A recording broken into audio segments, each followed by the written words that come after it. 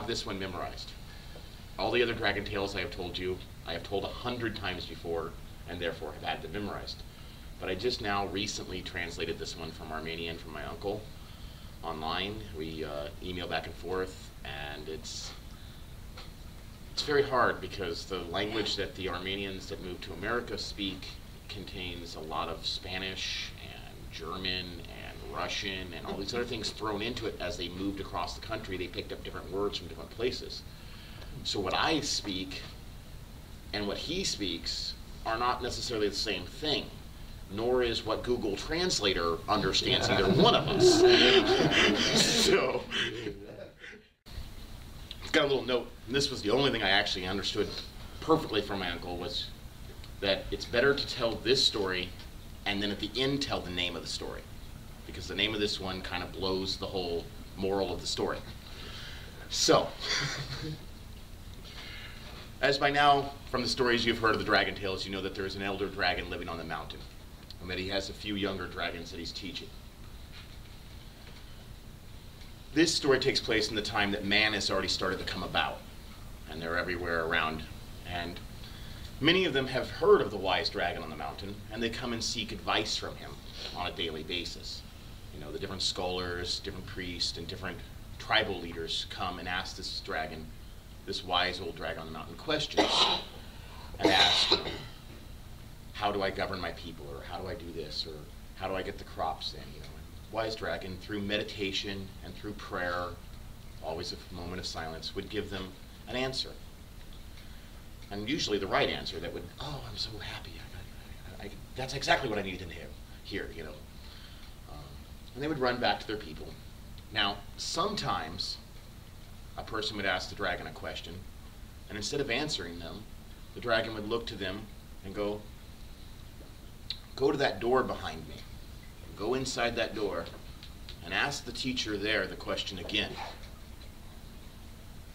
And the wise teacher in there will tell you how to help the people. Sometimes the people would come out a few minutes later from behind the door, and they'd be happy and smile at the dragon and leave. But most times, they'd come out way more frustrated than they were when they went in, you know, and even throw their hands up, storm off the mountain, frustrated. But one day, when a particular king came to see the dragon and asked the dragon, Master, what should I do if I tell my people to, actually let me make sure I get this, what should I tell my people about working on the Sabbath? If we do not work full time, we will not get the harvest in before winter, and some of my people may starve. But if I tell them to work on the Sabbath, they will be breaking their covenant with the divine. What should I do, wise one? And the dragon turned to him and said, go behind the door. Ask the wiser one back there. She will tell you what to tell the people about praying. So the king walks behind the door, closes the door. A few minutes later, he comes back out, flustered as all heck, and he's angry. You can tell. You know, he's angry, and he stares there at the dragon for a moment and thinks about, I'm gonna attack this dragon. This is just pointless. But, you know, not wanting to die, he chose to leave the mountain and go back down. Now, the apprentice of the dragon, the student, has seen this happen many, many times, and his curiosity is really getting the best of him now.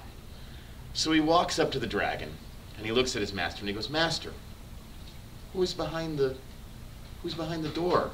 And what does she say that gets them so frustrated or so confused? The wise dragon thinks for a second and looks at his student and goes, go behind the door and ask the dragon the questions that the others have asked. So the student gets up and he goes behind the door, closes the door and turns around.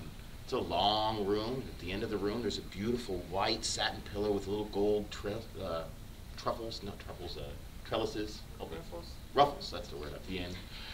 Taluses, that's what I was looking at. Tassels.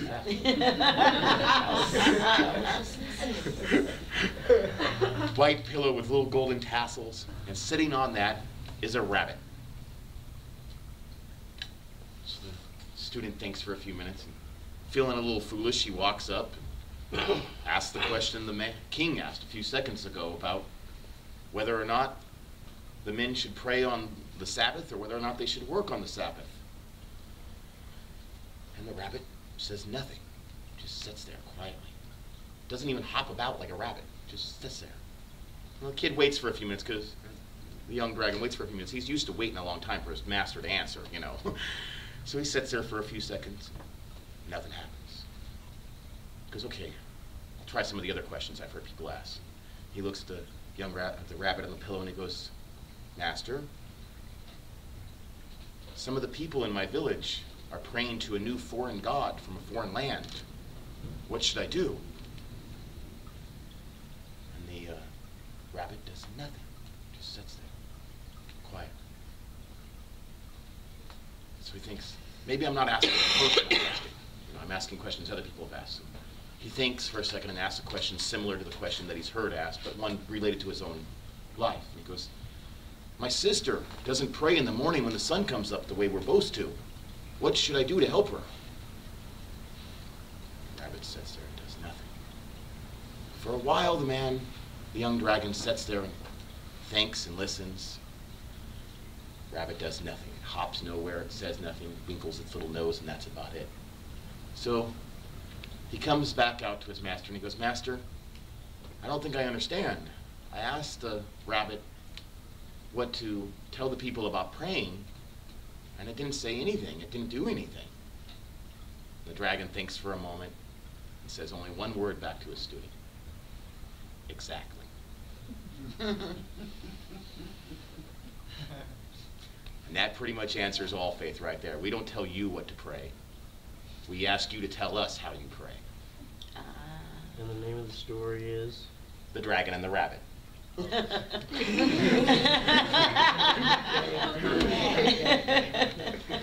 So I thank you for being with us and listening to my short little story there.